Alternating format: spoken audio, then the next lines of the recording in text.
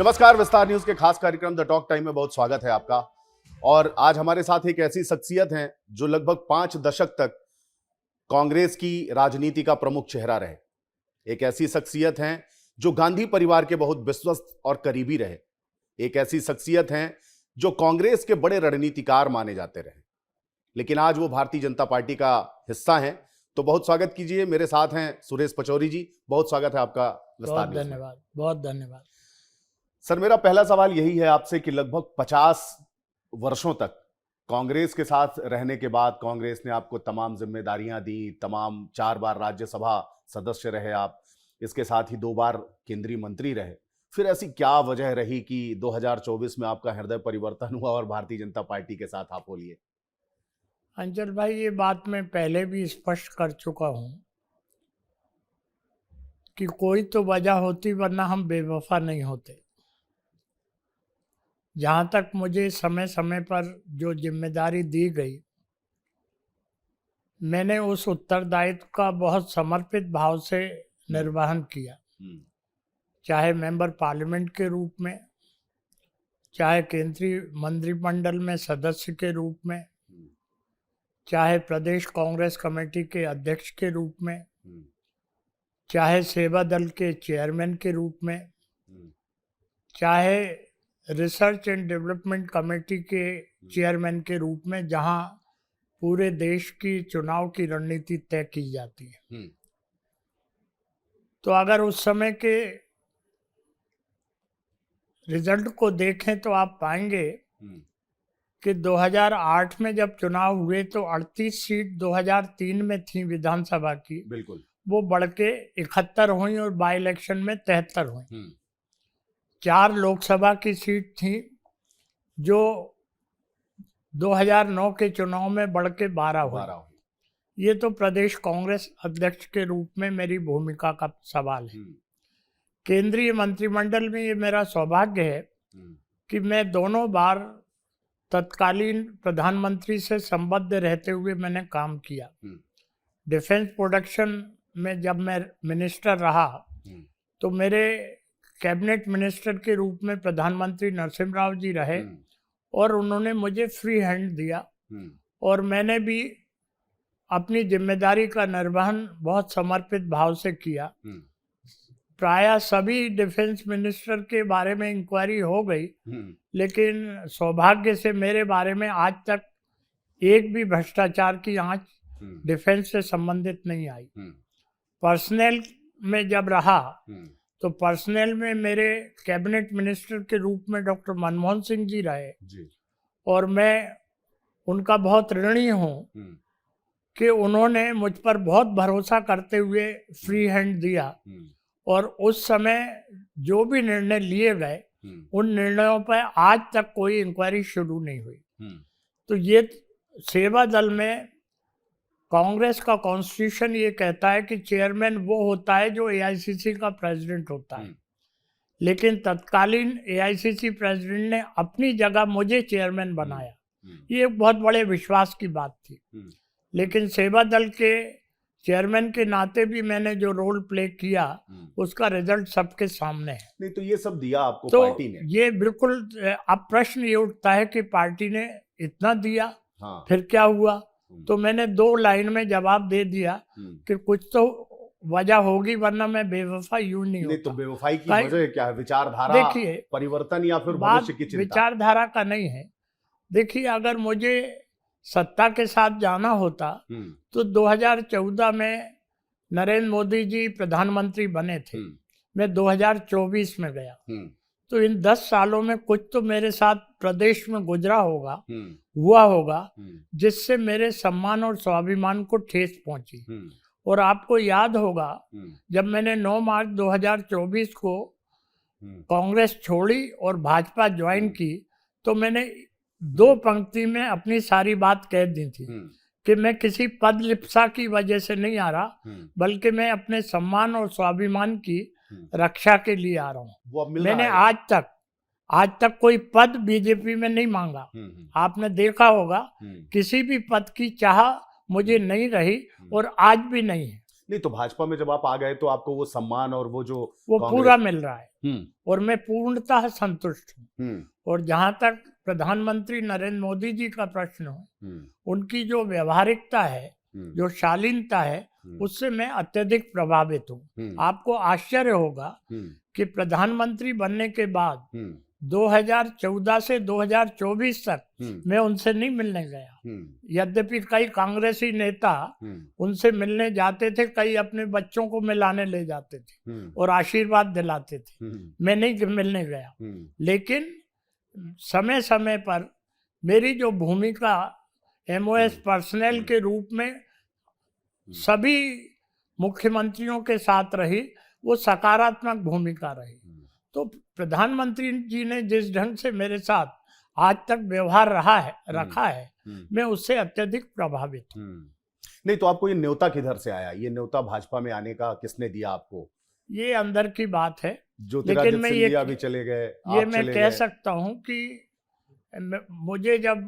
मुझे तो 2014 से ही बात आ रही थी और 2009 में जब मेरी लोकसभा की टिकट डिनाई हुई, क्योंकि मैं उस समय आप आज नर्मदापुरम है, होशंगाबाद पार्लियामेंट सीट से मांग रहा था, तो मुझे ये कहा गया कि आप प्रदेश कांग्रेस कमेटी के अध्यक्ष हैं, आप चुनाव प्रचार करिए। तो मैंने यही कहा था कि अगर अन्य प्रदेश कांग्रेस कमेटी के अध्यक्षों को दी जाए तो कृपया मेरे नाम पे भी विचार कर लिया जाए। तो CP जोशी जी को प्रदेश कांग्रेस अध्यक्ष रहते हुए राजस्थान से मिली, JP अग्रवाल जी को मिली दिल्ली से, थंगावालू को मिली, लेकिन मैं वंचित रह गया। लेकिन चलिए, वो पार्टी का निर्णय था। फिर 2010 में कुछ और बात मेरे बारे में कही गई और इस तरीके से मैं 2018 तक रहा। 2018 में मुझे कई बातें कही गई, लेकिन जब सरकार बनी तो मेरे साथ जो व्यवहार हुआ वो मुझे ज्यादा विस्तार से कहने की नहीं। लेकिन कमलनाथ और दिग्विजय सिंह से कैसे संबंध रहे आपके? मेरे उनसे बहुत आत्मीय संबंध रहे।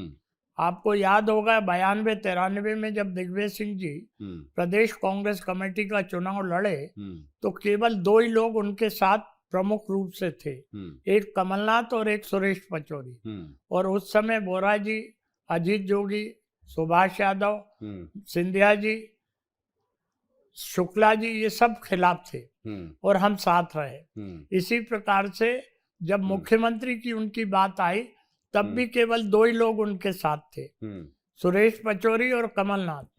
तो उसके बाद जो डेवलपमेंट हुए मैं उनको याद करके अपने मन को व्यथित नहीं करना चाहता। इन आरोपों में कितनी सच्चाई है कि कमलनाथ की सरकार दिग्विजय सिंह की वजह से गई? मैं कुछ नहीं कहना चाहता। नहीं, क्यों नहीं कहना चाहते? अगर आज भी कांग्रेस में आपके कुछ कहने से सुधार हो पाए। देखिए, बात यह है कि जो बीती ताही बिसार दे, आगे की सुधि ले। जो हुआ वो सर्वविदित है। इतना ही मैं कह सकता हूँ कि कमलनाथ जी ने जब 2018 में बागडोर संभाली थी तो वो इतने सम्मानित और सीनियर नेता हैं कि सब लोग बड़ी उम्मीद के साथ उनका साथ विधानसभा में दिए थे। लेकिन सत्ता में आने के बाद क्या हुआ मुझे बताने की आवश्यकता नहीं है, उन्होंने अनदेखा किया। वो जो भी हुआ हो, बस इतना कह सकता हूँ कि वो सरकार चली गई। 50 वर्षों का लंबा अनुभव कांग्रेस के साथ आपका रहा है। ऐसी क्या कमी कांग्रेस कर देती है कि आप जैसे वरिष्ठ नेता किनारा कर लेते हैं, दूसरे दलों में चले जाते हैं और अभी भी डिच कहां पे कर रही है? क्या वजह है? किनारा नहीं है, कई ऐसी चीजें हैं जिन पर हमें बहुत सोच विचार के निर्णय लेना होता है। जैसे अयोध्या में प्राण प्रतिष्ठा समारोह का आयोजन था। मैं ब्रह्मलीन शंकराचार्य स्वामी स्वरूपानंद जी का दीक्षित शिष्य हूँ और अक्सर राजीव गांधी जी के पास या सोनिया जी के पास या जो भी राष्ट्रपति शंकर दयाल जी रहे हों या प्रणब मुखर्जी रहे हों, स्वामी स्वरूपानंद जी, शंकराचार्य महाराज और हम साथ ही मिलने जाते थे। और जब इसका जो शिलान्यास कार्यक्रम हुआ उसमें प्रधानमंत्री जी ने, उस समय राजीव जी थे, तो शंकराचार्य जी से पूछवाया कि क्या करना चाहिए। मेरे पास वो पत्र भी है, अभी आपको दिखा दूंगा। तो उन्होंने कहा शिलान्यास होना चाहिए और शिलान्यास हुआ। प्राण प्रतिष्ठा समारोह के आयोजन के समय हमें अनावश्यक रूप से उसका विरोध नहीं करना था। अरे ताला कांग्रेस के समय खुला, शिलान्यास कांग्रेस के समय हुआ और प्राण प्रतिष्ठा समारोह का आयोजन कोर्ट के निर्णय से हुआ, तो हम क्यों विरोध कर रहे थे अनावश्यक रूप से? नहीं, विरोध कांग्रेस विरोध कर रही थी कि विरोध कर ये कह रही थी कि हम आपके आमंत्रण पे नहीं जाएंगे? नहीं, हाँ, विरोध किया और तरह तरह की बातें हो रही थी। मैं उन चीजों में विस्तार से नहीं जाना चाहता। उस समय भी मैंने कहा कि भाई हमें विरोध नहीं करना चाहिए। लेकिन कांग्रेस आपका भूत रहा है और अभी वर्तमान में आप भाजपा में हैं। कांग्रेस में ये देखा गया है कि किसी नेता को टिकट देनी है तो उसकी उम्र नहीं देखी जाती, लेकिन भारतीय जनता पार्टी में आप देख ही रहे हैं, दतिया में भी उपचुनाव हुए, नरोत्तम मिश्रा जैसे दिग्गज नेता के टिकट काट दिए गए। यहाँ पर प्रयास किया जाता है कि 70 से कम या 50 के अंदर। अब तो मुझे लग रहा है कि 50 के अंदर वाले नेताओं को काफी तवज्जो यहाँ पर मिल रही है। अब देखिए, ये भारतीय जनता पार्टी का निर्णय है और यहाँ पार्टी का निर्णय जो है सर्वोपरि माना जाता है और मुझे इस बात की प्रसन्नता है। उस निर्णय को सर्वोपरि मानते हुए नरोत्तम मिश्रा जी भी भारतीय जनता पार्टी के उम्मीदवार का समर्पित भाव से काम कर रहे हैं। लेकिन जिस तरीके से विरोध हुआ दतिया में, उनके समर्थकों ने, कार्यकर्ताओं ने जिस तरीके से विरोध किया, तो मुझे लगता है भारतीय जनता पार्टी में पिछले 10-12 वर्षों में ऐसा विरोध कहीं देखने को मिला नहीं है। देखिए, आप तो उस समय थे, लेकिन जिस ढंग से वो विरोध को शांत भी किया गया, ऐसी भी कोई मिसाल देखने को नहीं मिली। आज सारे लोग समर्पित भाव से पार्टी के लिए लगे हुए। आप लंबे समय तक आप कांग्रेस पार्टी में रहे, बहुत सारे लोगों को आपने नेता बनाया, आज विधायक हैं, सांसद हैं, कई मंत्री। ज्योतिरादित्य सिंधिया गए तो अपने कई विधायकोों को साथ में लेके गए, लेकिन आप जब कांग्रेस में गए तो आपके साथ कोई नहीं गया, आप अकेले गए। उसकी अकेला कुछ या आ रहे थे कुछ, तो आपने मना कर दिया? नहीं, अकेला मैं नहीं गया। मेरे साथ 4 एक्स MLA संजय शुक्ला, विशाल पटेल, अर्जुन पलिया, शशांक भार्गव जैसे लोग गए। भोपाल के मेयर सुनील सूद गए। भोपाल नगर निगम के अध्यक्ष कैलाश मिश्रा गए। इसी प्रकार से कई जिला कांग्रेस कमेटी के अध्यक्ष और प्रदेश के पदाधिकारी गए। कई नगर पालिका के अध्यक्ष गए। तो ऐसा नहीं है कि मैं अकेला गया, लेकिन मैंने अपनी तरफ से किसी को नहीं बोला। जब उन्होंने सुना कि मैं 9 मार्च को ज्वाइन कर रहा हूँ, वो एकदम 9 मार्च को भोपाल आ गए, उन्होंने ज्वाइन करा। मैंने आज तक किसी को नहीं बोला कि आप चलो मैं बीजेपी में हूँ, आप आइए, मैं नहीं बोलता। लेकिन ज्योतिरादित्य सिंधिया गए तो उनको उसका फल मिला, उनको मंत्रिमंडल में जगह मिली, तमाम तवज्जो मिली। आपसे कोई ऐसी बात हुई थी कि नहीं, मेरी किसी से कोई, मैंने तो कहा ना कि मैंने तो प्रेस में कहा कि मैं कोई पद नहीं चाहता हूँ और किसी पदलिप्सा की वजह से मैं नहीं आ रहा हूँ। तो आगे किस भूमिका में देखते हैं सुरेश पचौरी भारतीय जनता पार्टी में खुद को? देखिए, मुझे पर्याप्त सम्मान मिल रहा है।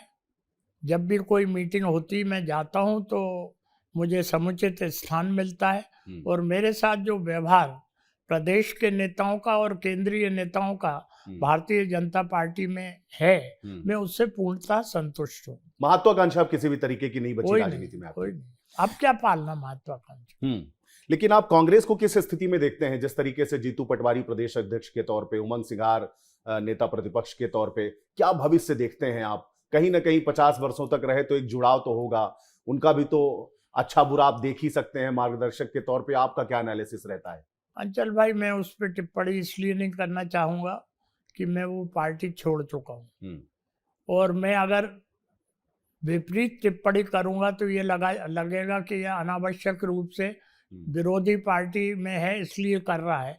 लेकिन चुनाव परिणाम सारी बात स्पष्ट कर रहे हैं। आज नेशनल लेवल पे आप सारी चीजों का विश्लेषण करिए, कितने राज्यों में कांग्रेस की सरकार है।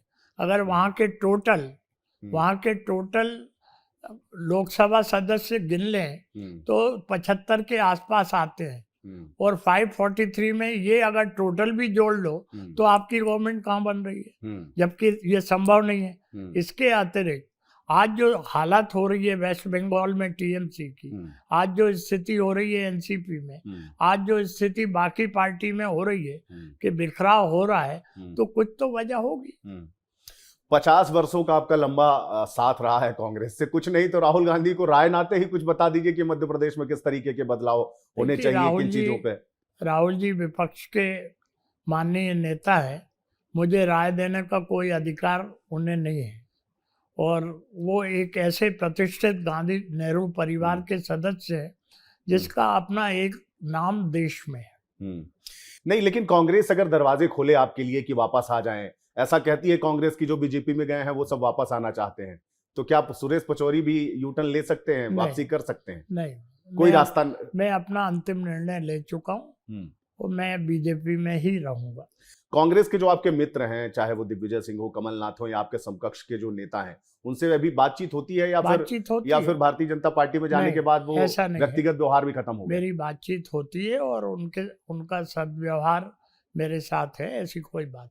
देखिए, राजनीति में शत्रुता थोड़ी होती है, प्रतिद्वंदिता होती है। तो हम अलग अलग पार्टी में हैं, वो अपना काम कर रहे हैं, हम अपना काम कर रहे हैं। लेकिन कोई तो रहा होगा जिसने राजीव गांधी के करीबी सुरेश पचौरी को भाजपा में जाने के लिए विवश कर दिया। नहीं, मैं आप किसी पे कोई दोषारोपण नहीं करना चाहता। यह आपका स्वयं का निर्णय था? यह आपका स्वयं का निर्णय था? अब यही मानिए। कोई संपर्क, किसी ने संपर्क किया आपसे जब आप भाजपा में गए? तो कांग्रेस के किसी नेता ने कहा कि कहाँ आइए, आप इतने दिनों से हैं, आप परिवार हैं हम? अब राज को राज रहने दीजिए अंचल। नहीं, राज से तो पर्दा उठाना पड़ेगा, क्योंकि देखिए, आज तक मैंने गांधी परिवार के बारे में विपरीत में एक शब्द नहीं बोला। मेरे ऊपर उस परिवार का एहसान है। मतलब आप विंडो ओपन रखना चाहते हैं कि अगर? नहीं, विंडो में मैंने कह दिया कि मैं जिंदगी भर अब यहीं रहूंगा।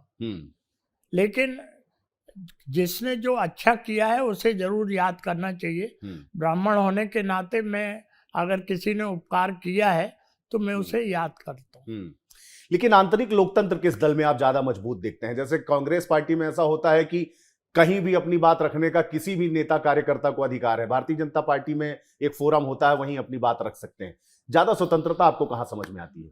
देखिए, जहां तक मेरा प्रश्न है तो मेरे साथ राज्य के चाहे मुख्यमंत्री हों या प्रदेश अध्यक्ष हों, चाहे इस राज्य से संबंधित केंद्रीय मंत्री शिवराज जी हों या ज्योतिरादित्य जी हों, इन सब से मेरे बहुत आत्मीय संबंध हैं और हम सब लोग खुले मन से स्पष्ट बात करते हैं। दतिया उपचुनाव की बात कर लेते हैं। अभी मध्य प्रदेश की दतिया विधानसभा में उपचुनाव होने हैं। क्या देखते हैं आप यहाँ पर? आपको भी कुछ जिम्मेदारी मिली है, आप भी गए हुए थे, तो किस तरीके से देखते हैं आप वहां पर नतीजे किसके पक्ष में होंगे? देखिए, मैं अगर ये कहूं कि भारतीय जनता पार्टी की जीत सुनिश्चित है तो मैं भाजपा के साधारण सदस्य के नाते नहीं कह रहा हूं, लेकिन जो तैयारी भारतीय जनता पार्टी की उपचुनाव को लेकर है उसके मद्देनजर मैं बहुत आश्वस्त हूं कि वहां भारतीय जनता पार्टी जरूर जीतेगी। नरोत्तम जी के समर्थकों का इतना विरोध होने के बावजूद भी आपको लगता है नरोत्तम जी के समर्थक भाजपा प्रत्याशी को वोट करेंगे? सभी लोग काम कर रहे हैं। नहीं, काम तो कर रहे हैं, लेकिन नरोत्तम जी भी बहुत मन से काम कर रहे हैं। भारतीय जनता पार्टी में अगर आपको कोई जिम्मेदारी के लिए कोई बात हुई, क्योंकि अभी राज्यसभा के चुनाव थे और तीनों ही सीटों पर भारतीय जनता पार्टी ने कब्जा किया, आपके भी नाम की बड़ी चर्चा थी, आपसे कुछ बात? वो तो केवल पेपर में नाम चला था, ऐसी कोई बात थी नहीं, और ना मुझसे इस विषय में किसी ने बात की और ना मैंने किसी से बात की। ब्राह्मण चेहरा है आप, भारतीय जनता पार्टी में अब हैं, वरिष्ठ नेता हैं, मुख्यमंत्री बनने का कभी अवसर अगर भारतीय जनता पार्टी? सवाल ही नहीं उठता। क्यों? मतलब राजनीतिक महत्वाकांक्षाएं कैसे एकदम से? तो क्योंकि कहते हैं नहीं, ना मेरी जब महत्वाकांक्षा थी ना आज। मतलब सवाल ही नहीं उठता। मतलब भारतीय जनता पार्टी पे आपको इतना विश्वास है कि भारतीय जनता पार्टी इस तरीके का कोई 70+ आपको लगता है 50 के भीतर, क्योंकि 2047 का सपना लेके प्रधानमंत्री नरेंद्र मोदी और मध्य प्रदेश सरकार चल रही है कि 50 के भीतर के नेताओं को अब आगे लाना है, नई पीढ़ी को मौका देना है, जिससे 2047 के भारत की जो परिकल्पना है वो साकार हो सके। वो उनका उचित निर्णय है। नौजवान पीढ़ी को अवसर मिलना चाहिए और काम सीखने का उन्हें अगर हम अवसर नहीं देंगे तो कब देंगे? क्या लगता है आपको कांग्रेस ऐसा क्या सुधार करे कि 2028 के चुनावों में, क्योंकि 2003 में 38 सीटें थी जब दिग्विजय सिंह के नेतृत्व में चुनाव हुआ मध्य प्रदेश में, लेकिन जब 2008 और 9 में आप चुनाव लड़े तो 71 और लोकसभा में 12 सीटें जीती। उसके बाद मुझे लगता है 2018 में ही जब सरकार बनी कमलनाथ की, हालांकि वो भी बचा नहीं पाए। क्या परिवर्तन देखते हैं आप? वो कौन सी चीजें जो आप समझ पाए थे बाकी नेता नहीं समझ पा रहे हैं, या आपस में एक दूसरे को काटने से फुर्सत नहीं है नेताओं को? देखिए, वहां क्या हो रहा है मैं उस बारे में अपने दिमाग पे जोर नहीं देना चाहता। मेरा ध्यान केवल ये है कि मैं जिस पार्टी में हूँ वो पार्टी दिन प्रतिदिन सशक्त बने और एक साधारण कार्यकर्ता के रूप में मैं अपनी भूमिका का निर्वहन समर्पित भाव से करूं, यही मेरी इच्छा शक्ति है। अच्छा, अब अगला मुख्यमंत्री मध्य प्रदेश का किसे देखना चाह रहे हैं? पार्टी तय करती है और यहाँ पार्टी का जो निर्णय होता है वो शिरोधार्य सभी लोग करते हैं। चलिए, राजनीतिक चर्चाएं बहुत हो गई, कुछ व्यक्तिगत सवाल कर लेता हूं। आपकी राजनीति में आदर्श किसे मानते हैं आप? देखिए, अब तो समय के हिसाब से ये सारी बातें रहती हैं। मैं सोचता हूँ कि आज अगर मैं कुछ बोलूँगा तो उसको दूसरे ढंग से लिया जाएगा, लेकिन मैंने कहा कि मैं प्रधानमंत्री मोदी जी की कार्यशैली और उनकी व्यवहारिकता से अत्यधिक प्रभावित हूँ। लेकिन जब आप राजनीति में आए तो किसी को आदर्श मान के आए होंगे, तब तो मोदी जी नहीं थे। उस समय की बात अलग थी, आज की बात अलग। पहली बार किससे प्रभावित हुए, किसको आदर्श मान के? निश्चित रूप से मुझे राजीव गांधी जी ने अवसर दिया और 1984 में मुझे उन्होंने राज्यसभा में लाए, तो ये उनकी एक तरीके से मेरे ऊपर विश्वास था और कृपा थी, और मैं हमेशा उस कृपा को याद रखता हूँ। कभी ऐसा लगा आपको कि बीजेपी में आने में थोड़ी देरी कर दी आपने, थोड़ा और पहले आए होते? मैं अब इस विषय में विचार नहीं करता। यद्यपि मैं जब कांग्रेस में था तब भी मेरे संबंध सभी राजनीतिक दल के महत्वपूर्ण नेताओं से अच्छे रहे, और आपको याद होगा कि मैं डिप्टी चीफ विप रहा और पार्लियामेंट्री अफेयर्स मिनिस्टर रहा, तो फ्लोर मैनेजमेंट में यद्यपि हम पर्याप्त संख्या में नहीं थे, लेकिन मुझे सफलता मिली और एक भी बिल ऐसा नहीं हुआ कि पास नहीं हुआ, सारे बिल पास हुए। राजनीतिक प्रतिद्वंदी किसे माना आपने जीवन भर? मैं इस दिशा में नहीं सोचता। कोई तो रहा होगा जिससे राजनीतिक अदावत रही हो। मैं अदावत शब्द का इस्तेमाल करता ही नहीं हूँ। अच्छा, आप बड़े आस्तिक टाइप के व्यक्ति हैं, पूजा पाठ और धर्म और ये सब मानने वाले व्यक्ति हैं, तो खाली समय में क्या करना पसंद करते हैं और अब कैसे समय काट रहे हैं? मैं ज्यादातर पढ़ाई लिखाई में अपना समय बिता रहा हूँ और परिवार के साथ बिता रहा हूँ। खाने में क्या पसंद है? सात्विक भोजन। फिल्में देखना पसंद है? नहीं। फिल्में नहीं देखते? समाचार, टीवी चैनल, कोई शो? वो जरूर देखता रहता हूँ, हाँ। लेकिन फिल्म नहीं देखता। कांग्रेस की कोई कमियां तो आपने बताई नहीं, बीजेपी की ही बता दीजिए। अब जिस दल में उसकी चर्चा कर लेते हैं। लगता है आपको सुधार की गुंजाइश तो हर कहीं होती है, हर व्यक्ति में, हर दल में, हर मनुष्य में सुधार की गुंजाइश तो रहती है? नहीं, यहाँ बहुत परिश्रमी लोग हैं और बहुत संघर्षशील हैं, और जो भी जिम्मेदारी जिन्हें दी जाती है वो पूरे मनोभाव से उसे पूरा करते हैं। कांग्रेस में ऐसे लोग नहीं है, कम है। मैं उस बारे में कोई टिप्पणी नहीं करता। कांग्रेस के प्रोटेस्ट को लेकर कुछ कहेंगे, या सीजेपी जैसा देखिए, सीजेपी जिस तरीके से प्रोटेस्ट कर रही है उसको लेकर के कुछ कहेंगे? नहीं, मैं कुछ भी नहीं कहना चाहते। कोई अंतिम इच्छा राजनीति में रहते हुए कि ये पा लिया है, बस ये होना बाकी है? अब तो चर्चा है कि राज्यपाल भी आपको बना सकती है भाजपा। चर्चा को इस तरीके की कोई उम्मीद आपको? मैंने तो कहीं कोई बात नहीं की, चर्चा को चर्चा ही रहने दीजिए। चलिए, बहुत धन्यवाद विस्तार न्यूज से बातचीत करने के लिए। तो ये सुरेश पचौरी जी थे, जैसा कि मैंने कहा बहुत बड़े रणनीतिकार हैं और 50 वर्षों तक कांग्रेस पार्टी की राजनीति का एक प्रमुख चेहरा रहे, गांधी परिवार के करीबी रहे, मध्य प्रदेश के दिग्गज नेताओं में गिनती होती है। समय का फेर है कि आज वो भारतीय जनता पार्टी के साथ हैं, लेकिन सवालों में हमने उन्हें जरूर उलझाने की कोशिश की, लेकिन उन्होंने अपनी राजनीतिक चातुर्यता नहीं छोड़ी और ना उन्होंने कांग्रेस को बुरा भला कहा और ना ही भाजपा में कुछ ना मिल पाने का खेद व्यक्त किया। बड़े संतोषी व्यक्ति हैं, धार्मिक व्यक्ति हैं। जो मिला वो भी सही, जो मिलेगा वो भी कबूल है। अगली बार किसी और शख्सियत के साथ आपको कराएंगे रूबरू। तब तक मुझे यानी अंचल शुक्ला को दीजिए इजाजत। नमस्कार।